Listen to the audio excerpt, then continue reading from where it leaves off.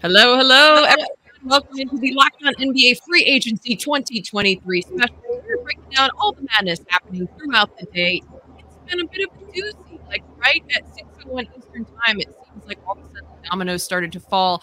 I'm Kylan Mills, your host of the Locked On Warriors podcast, as well as Locked On NBA channel, and a basketball analyst. And I'm joined now by John Karalis, our Locked On Celtics host. Appreciate you being with us. How you been holding up on this crazy day? It's been a little bit quiet on the Celtics side of things. I was expecting it to be a little bit quiet. So for once, it's not frantic for me. Okay, well, that's a good thing. Then we'll be very zen as we talk about Kristaps Porzingis. Celtics reach an agreement on a 2-year, $60 million extension for Porzingis, just a week after acquiring a one-time All-Star center in a trade. So what are your thoughts about this deal? It's about what I expected. I thought maybe the 2-year deal, which is the max they can offer, might have come in at somewhere in the $50 million range. So it's a little bit more, but kind of within the range. So it's nothing crazy. It kind of fits a timeline here for Boston to kind of figure things out. So they have this extension. They have Jaylen Brown. They have Jayson Tatum. I think the prevailing thought here is they're not going to be able to keep all three past this season. This kind of might be an audition season for everybody, maybe except for Tatum. Maybe it's just Jaylen and Kristaps. Who fits the best together? And this is, if it's Porzingis for some reason, you got him locked up for a couple more years at decent money. So it's going to be an interesting few years for Boston, but I think the numbers and the years are pretty palatable. It's interesting you describe this as an audition year, possibly, because I'm looking at a team that's made it to the conference finals, two of the last seasons. They were in an NBA championship and came very close to winning one. Do you see this as being a contending team with bringing Porzingis back? Oh, absolutely. I think that he does add a different element to the team.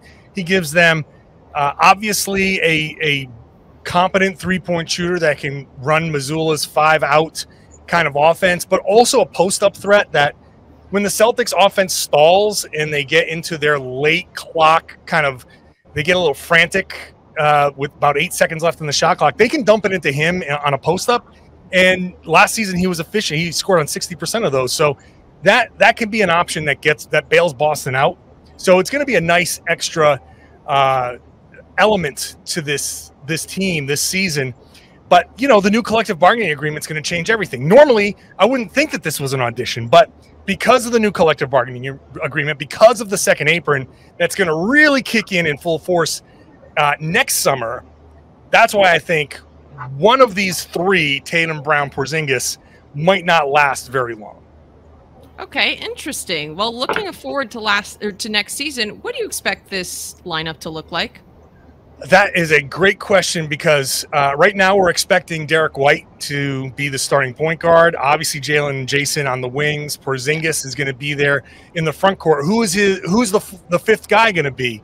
It could be Robert Williams. They could go double big, and that could be two really elite rim protectors. Porzingis' rim protection numbers were off the charts this past season, one of the best. And Robert Williams is always among the best rim protectors. So that would, for a team that went too far offensively focused this past season, to get back to a defensive route like that and have two great rim protectors, size at the other three positions, and that defensive acumen, that would be huge. But I think some of who that fifth starter will be might depend on Grant Williams' free agency, might be what they do with Malcolm Brogdon. They may go a different direction. Could also go with Al Horford if they wanted to. But there are still unanswered questions that still have to be answered before your question there can finally be answered. Mm-hmm. And by the way, I think I said bring him back earlier. I meant assign him to an extension after that trade was executed with the Washington Wizards. Now, looking ahead to next season, what would you like to see the Celtics do? Or do you have any predictions about any moves that could still be made between now and October? Well, I mean, I am very curious to see how they work financially. Like, I would like to see them bring Grant Williams back. That would put them over the second apron with very kind of minimal way to get underneath it, but that doesn't really matter a ton this season. But I'd like to see them start kind of put that supporting cast around these guys that we can probably count on moving forward. What's that supporting cast going to look like in the future? And I just kind of want to see where the direction is for Brad Stevens, for the Celtics, as far as that goes.